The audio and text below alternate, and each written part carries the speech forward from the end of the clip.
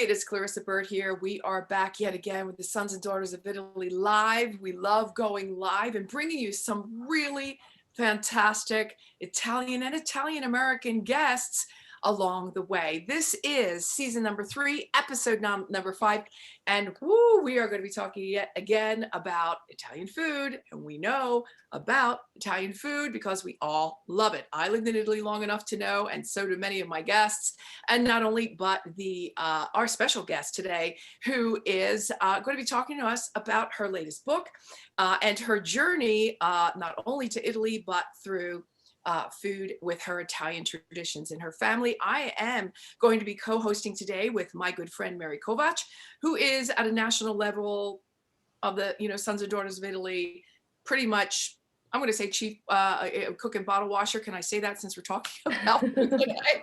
Because she really does so many things there. And one of them is certainly the membership committee, if not many other things. Mary, that was a horrible introduction, but I think you know where I was going with that.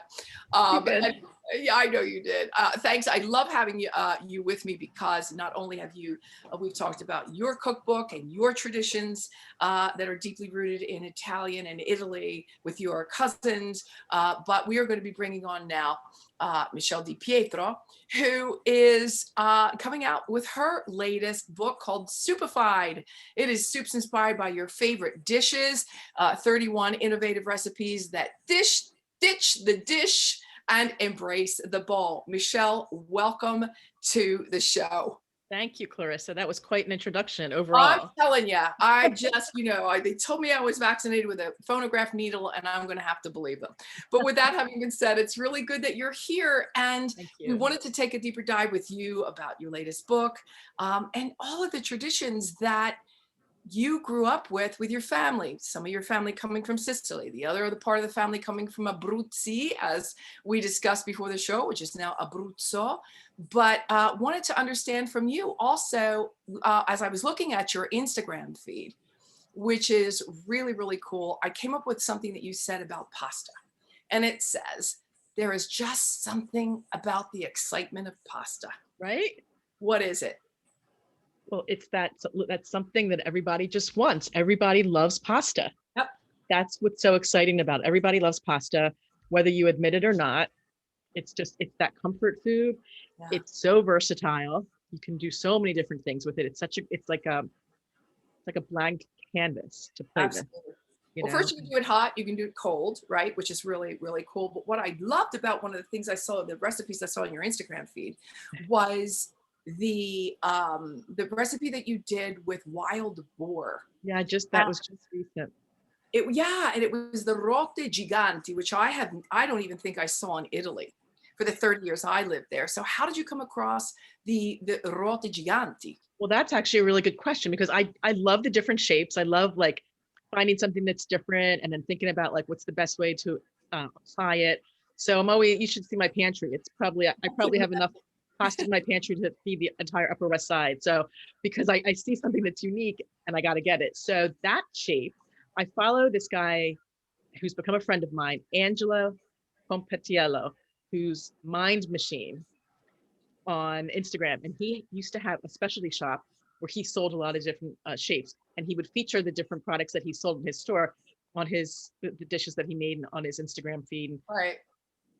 And that's where I saw it. And I remembered it. I'm like, what is that shape? It looks delicious. And long story short, I eventually met him in person. I went to his store.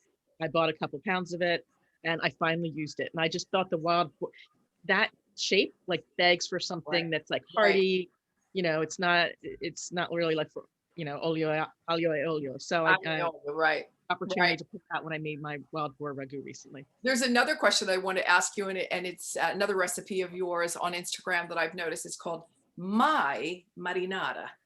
So if you're saying my, there's got to be something a little bit different about it than everybody else's. Yeah, I think I put the only really because first of all, you're very, very attention to detail, really good. I wonder if a lot of people noticed that, but I did that. What we do. That's how we roll. Marinara, because I really believe that like you can, especially a tomato sauce, right? Tomato sauce, like a marinara, which is what we call tomato sauce in the US. I realize that that's not an Italian word. Every house has their own way of doing it, and this person will say you can never ever put onions in it, or you should never ever put herbs, or you should never put oregano, you know, because everybody thinks that their version is the best. And that's fine. I'm really into like whatever makes you happy, you should do it. Because the most important thing is that you cook as opposed to not cooking. So if you want to put onions in your marinara, just go ahead and do it. I do, actually. So really, it was just that distinction of like, listen, this is how I make it. A lot of people ask me how I make it. I'm not writing the Bible here. You can still continue to not put onions in your marinara if you want. So really, everybody has an opinion. So I'm gonna pass that over to Mary Kovach for a second and see, because I kind of feel like the odd kid out on this block, because I'm sort of in the group as the Irish kid that lived in Italy for a while. So I don't know much about marinara, but I know that Mary and her cousins and her Italian traditions know more. So Mary, did you put onions in your marinara? We did not, but you could if you want to. It's totally fine. Actually, you know what? Let me take that back. We don't chop it and put it in there. We took the onion itself and stuck it in there, and then we pull it out. So it cooked with the onion in there, so you had some flavor, but we didn't include the actual onion pieces. Right. Yeah. My mom actually did that with carrots. You know, we never put sugar in our sauce. A lot of people put a little bit of sugar. We never did that. But she would put like a whole carrot or a whole carrot cut in half and just cook it in there with the tomato sauce to give it that sweetness and then take it out. Yeah. Yep. There's always that one question that we do ask Michele, and we love to ask it every time we do have someone that has something to do with Italian food, and that is, oh boy, you know what the question is, right? Is it gravy or is it sauce? Well, it's whatever you want to call it. There you go. Okay. I did grow up with, and I do really believe that this is a difference between the language, or like some of the words that came out of the people from the first diaspora, because my grandparents came over from Italy in the early 1900s versus people that came over later on, like maybe the 40s, 50s, 60s, etc. My family called it gravy, and we called it gravy even when there wasn't sauce and meat in it. Even if it was just a slow cooked, tomato only sauce, we called it gravy. Now, I've been in the food industry for so long. The truth is, I rarely call it gravy anymore because that's not what people call it in the industry. Right. So I say sauce a lot because that just has come about by habit over time, but we definitely call it a gravy. It's a long answer to your question. But. So your latest book, Superfide, was taking really, dishes that were inspired as a regular dish and pulling them all into soup. What was the inspiration there? Well, I've always been, little background. I'm always coming up. I have so many creative ideas for food in my head and these bubbles in the air. I've been creating recipes for over 20 years for my job. So, and my job was to be innovative and to continually come up with new items. So it's just something that I do. So I'm always trying to think of how can you make something a little bit better or make something a little bit different, put your own twist on it. So I had made some Superfide soups over the past few years for my Instagram, Mangia with Michele, but I wasn't calling it Superfide. I think I was calling it Unlikely Soups. And so it was just an idea, a concept that I had done before. And then COVID came and I had a lot of extra time on my hands. I was in my Manhattan apartment with no outdoor space. In the early days, as we all know, that was just not a good time. And I needed something to focus on. And I had this idea, like maybe I would work on an ebook. I've been wanting to do a cookbook really for most of my career, but I always let life and work get in the way. Michele, can I ask you just to turn around and get the book and show it to us? It's right behind you. I see it there. Yeah. Oh, good. Okay. There you go. Yeah, I love it. Everywhere. There you are. So, ask and you shall receive. There you go. Thank you. So it's soups inspired by your favorite dishes. So I basically took an idea to do like a handful of recipes, like 10, 12, and put them in like a PDF to sell. And over the months, it just turned into like a bigger project. And then I actually self-published it into a printed book. I also have it as an ebook as well. Right. And it's 31 recipes. And, it really is, I would say, indicative of the time that it was written. It's a comfort. It's a cookbook full of comfort food soups. I always say, these are not the chicken pastinas of the world. These are the soups that is all you're having for dinner. You're eating this soup and that's dinner because it's a hearty soup. The recipes the recipes make a big pot of soup. They're meant to be shared. They're meant to be, to have leftovers. They're meant to be, prepared along with other people, your family possibly. And it's not only Italian American. I started off with just the Italian American and Italian inspired dishes, which were turned into soup, like chicken marsala and shrimp scampi and chicken piccata, chicken scarpariello, etc. Even caprese. I have like 4 Wow. I have 4 cold soups, but I expanded it, and it's actually more than just Italian and Italian American soups. I mean, obviously you can see on the cover, that's bacon cheeseburger soup, which has been one of Michelle, the would you most stop? popular. I'm getting hungry. Thank I you. know, I'm sorry. Listen, I see that Justin has a couple of questions, but I'm going to wait a second and go over to Mary because I know she's got a couple for you, and then we're going to go take it out to Facebook. Sure. I sure do. So thank you again for joining us. We're really excited to have you. Absolutely. Like all Italians, I'm sure you have many memories growing up in the kitchen. Does your family have any traditions that you are sure to carry forward?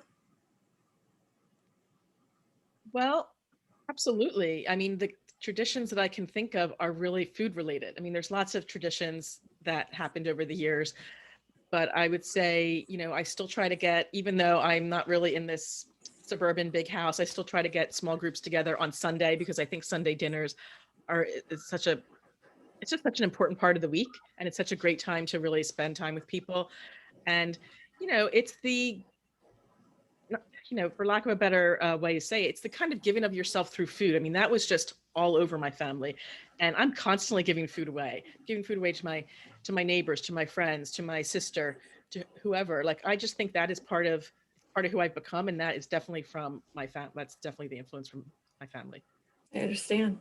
I also understand that your father was a member of the Sons of Italy in New Jersey and that you won one of our scholarships. Can you tell us a little bit about that experience? Yeah, I grew up in Cherry Hill, New Jersey, which is southern New Jersey, so a suburb of Philadelphia. And he was a member of the Sons of Italy, the local lodge. I don't know what, you know, what it was, but he would definitely go to his meetings. It was more of a social experience for him, I believe. But yeah, when I was in Georgetown, you know, there were scholarships to be had. So of course he's like, you're going to apply for the scholarship. Like, okay, I think there was an essay and whatnot. And I applied for the scholarship and I got it. And it was it was my freshman or sophomore year. And I think it might've been like $1,000 scholarship. It was so long ago, but yeah, I mean, that was really my first experience with Sons of Italy. So That's great. Thanks for sharing. great one. Yeah. Fantastic. Justin, we're going to take it out to Facebook. What's going on Yeah, now? absolutely. Well, first of all, I have to say, Michelle, you made our first vice president, Bob Bianchi. I want to say you made his day, but I think you made his year. He's a fellow New Jerseyan, and he is the #1 proponent of it being called gravy. Ah, Whether or not it has meat in it, he is the #1 proponent. Wow, So really? he's writing in, and awesome. he said, you know, don't bend, call it gravy, be proud. Okay. So he was also wondering, when we were talking about Superfide, are there any good soups in there that are good if you're trying to stay very healthy, if you're on a strict diet? Probably if you're on a strict diet, no. I'm going to be completely honest. These are the comfort food soups of your dreams is basically the way I describe it. Don't get me wrong, anything can be adapted. And there are definitely, I'd say, a handful of soups in here that are on the lighter side, being whether they're like keto friendly, you know, carb friendly, or just brothier, you know, for sure. But that's definitely not the spirit of the book. The spirit of the book is the soups represent the spirit of the underlying dish. So if I picked an underlying dish that actually is a healthier dish, then yes, it would have, you know, then it is a healthier soup. For example, the sausage and pepper soup. Sausage, I mean, could be a healthier product if you maybe make it with chicken sausage, but that is basically a brothy soup with sausage, peppers, broth, lots of herbs, aromatics, etc. There's no cream, there's no thickener, there's no butter, there's no pasta, there's no flour to make a roux, that kind of thing. But in general, these are heartier soups. They all can be adapted. They can all be, you know, made vegetarian if necessary. You can make, you know, you can always make, there's always substitutions. Substitutions, right? Always, yeah. Well, I have a personal question too, and you know, we were talking about pasta kind of towards the beginning, and pasta is, and I think this is true for many Italians and Italian Americans. It's that and you know, pizza made in a wood fire oven. Some of my all-time, you know, I could eat it for days. Do you have a specific shape that is your favorite? And kind of counter that with, do you like paired with, you know, because I like certain shapes with certain sauces. What would you pair that favorite shape with? Okay. So yes, I do. I would say I have a favorite long shape and I have a favorite short. There's a lot of shapes that I like. On the long side, I'd say the last 5 years, it was always linguine. I always just loved Yes. linguine. Me too. And I still really love linguine.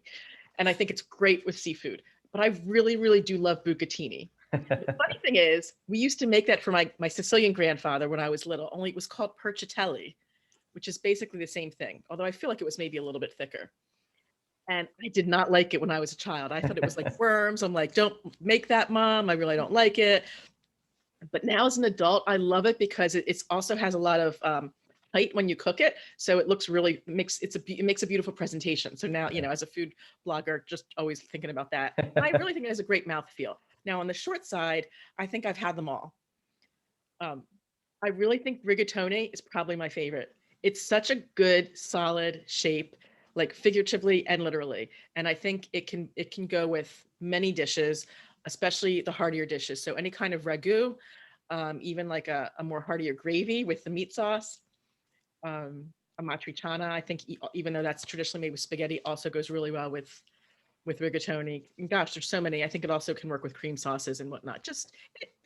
That could work with probably almost everything. So rigatoni I like the farfalle, the little butterflies. The I love farfalle. I've kind of gotten away from that. I don't know if it's because I grew up eating that so often, and penne.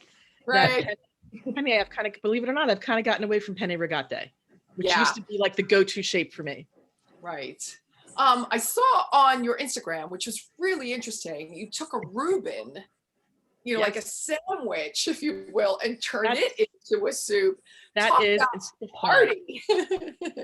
That is, when I talk about that is definitely, I'd say, and I even wrote this in the recipe head note, it's a little out there. Yeah. And I get that. And gotta be great. It's really good. It's definitely the kind of soup that you probably have like one portion of and then you're done. But let me tell you, it tastes like a Reuben.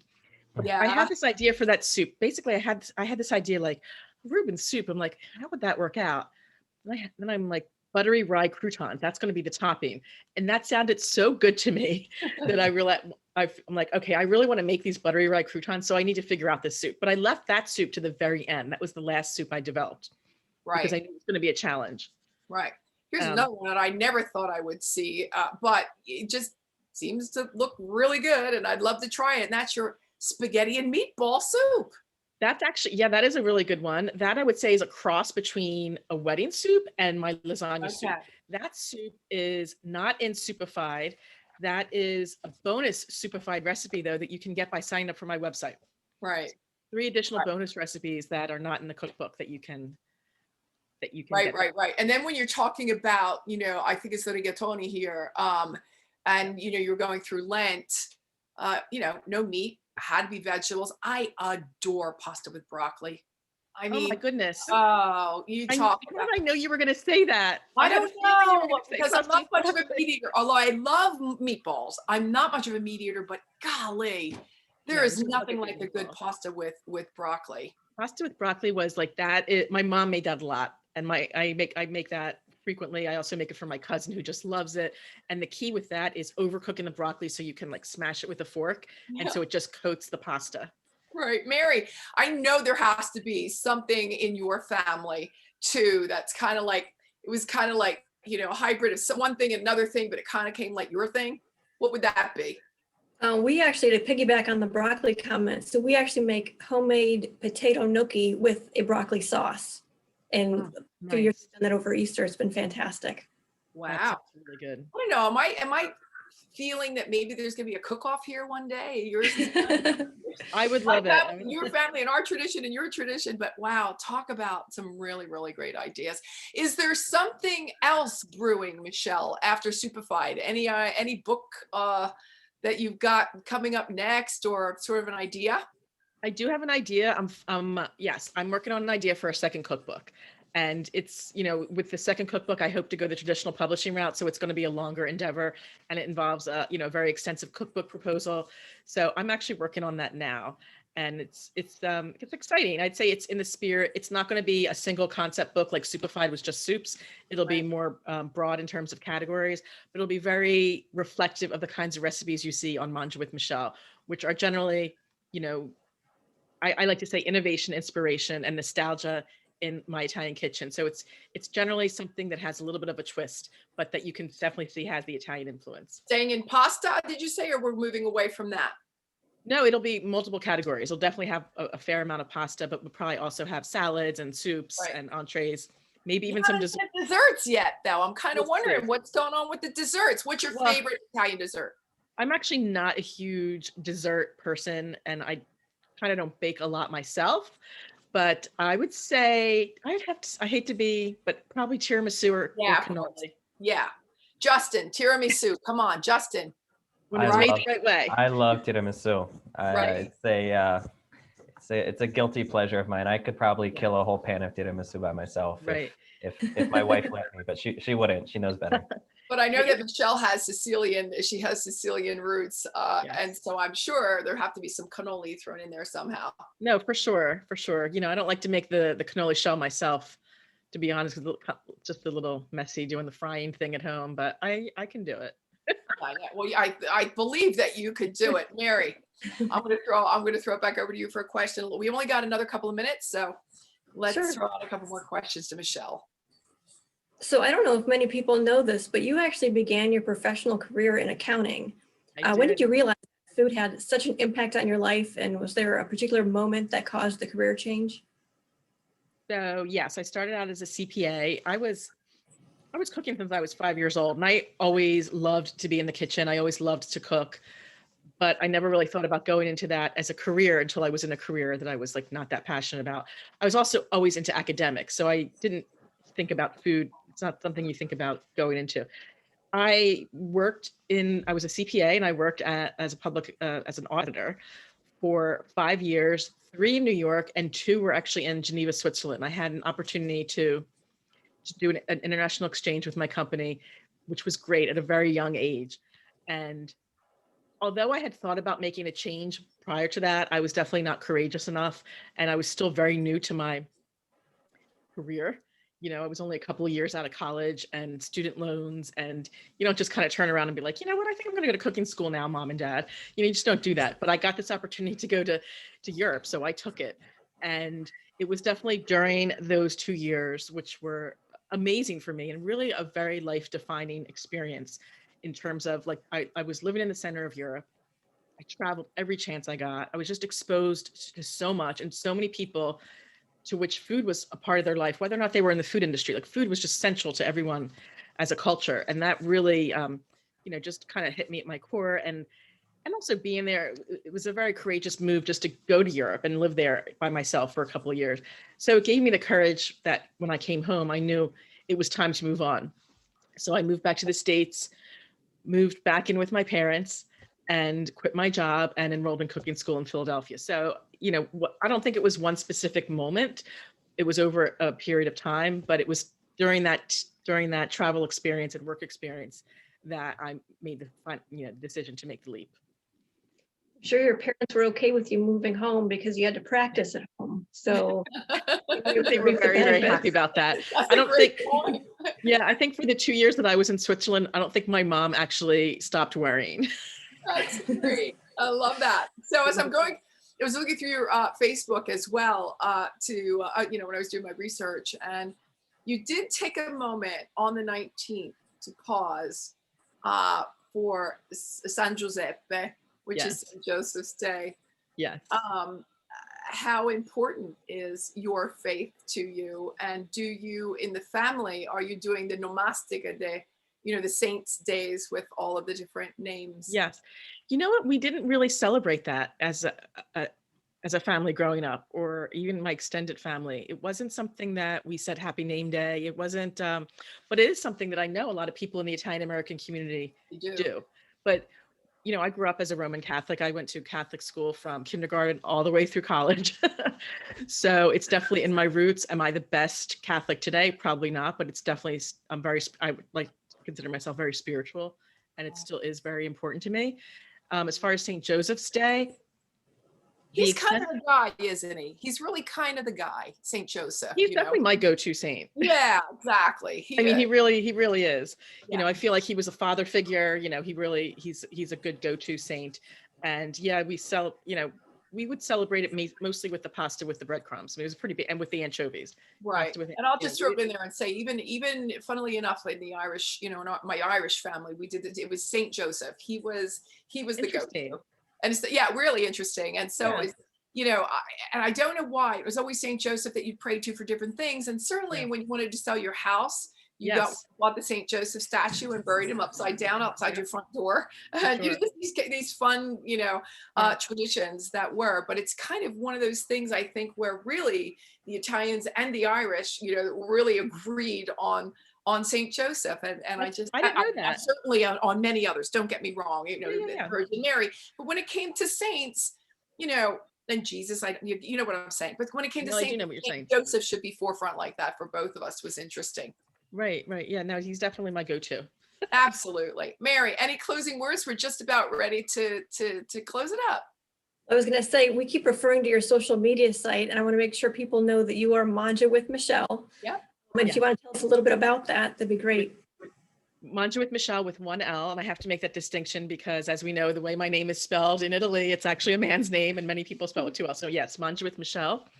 It's on Instagram and Facebook, and I'm working on my website, which I've been working on for a while, but it is coming in the upcoming weeks, and that's mangiawithmichele.com, same name, but you can sign up for my mailing list now, even though the website is not quite up and running.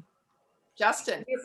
Yeah, absolutely. Before I let everybody know how they can follow and become a member of OSDIA, Michele, where can people buy Superfide? So Superfide is available in both paperback and hardcover, and also on ebook form. All three are available on Amazon, and then the hardcover is available at many online retailers. So you just need to Google. The paperback is only available on Amazon. Okay, perfect. Thank you. And if anybody is interested in becoming a member of the Order Sons and Daughters of Italy in America, our screen just had a meltdown. But you can go to